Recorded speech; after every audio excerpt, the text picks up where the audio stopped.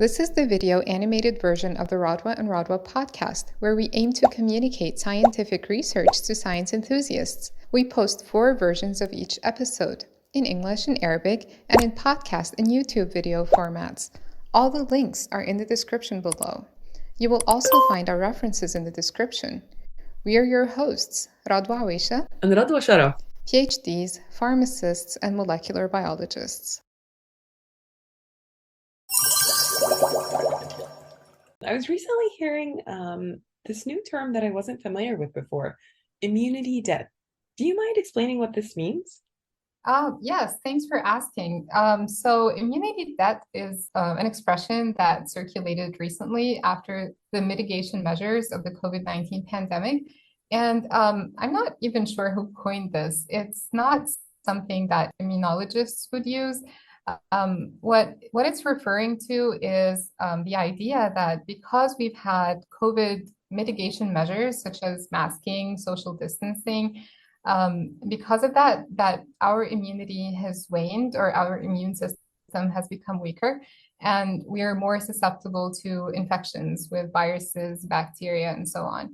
And immunologists have tried to explain to people that this is not even, it's not a thing. It's not really, it's a misguided expression, and there's no such thing as immunity debt.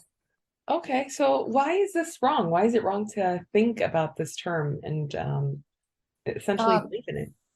Yeah, so it's first because it assumes that our immune system is like a muscle, and that if we don't use it or train it, quote unquote, that it would atrophy or become weaker. And this is not really how our immune system works. It is rather similar to a photo album. So our immune system, every time it gets exposed to microbes, to a virus or a bacteria, it takes a picture of that pathogen and it keeps it in a photo album. So this photo album won't fade over time. It's not something that needs to constantly be trained or used this way. And our immune system is constantly exposed to microbes. We have a ton of normal flora on our skin, in our gut, and it's part of what our immune system is constantly exposed to. So it's not really like a muscle that needs to be used. And it's wrong to assume that we need to constantly be infected and that this is a good thing for our immune system, because it actually is quite the opposite. I see. So do you consider this a dangerous concept essentially to believe in? Yes, it is a dangerous concept because it promotes the idea that that it's good for your immune system to get infected all the time, or it's good for you to be infected. Some people like to believe that infection is better for their immunity than vaccination, and this is a dangerous concept.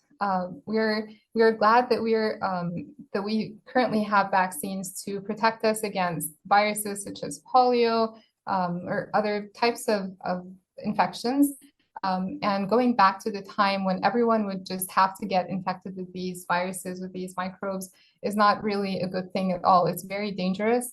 And then infection and repeated infection could result in chronic conditions and could result in post-viral illnesses. So it's not a good thing for our immune system or our body to constantly be infected and get repeated infections. And another problem is that when we need these mitigation measures, such as masks, or social distancing, whether for COVID or, God forbid, for any other pandemic or epidemic, people will be very reluctant to have these mitigation measures. People will be thinking that this is not good for them, that this is not good for their children, or that this is making their immune system weaker. So it's a very dangerous idea to promote. Interesting. I heard that certain people use the concept of immunity debt to help explain the recent rise in respiratory illnesses. If it's not immunity debt, what would it be then? Yes, that's a great question. So there has been a delayed exposure to RSV, or respiratory syncytial virus, in young children. So usually most children, or almost all children, would have been infected by RSV by their second birthday. But because of the COVID-19 mitigation measures in the last 2.5 years, many young children haven't been exposed. So it could explain delayed exposure, and then these children would suddenly get exposed and then be sick with RSV. But this doesn't mean that their immunity became weaker. It doesn't mean that their immune system was deprived of something that it normally needs and the government took away.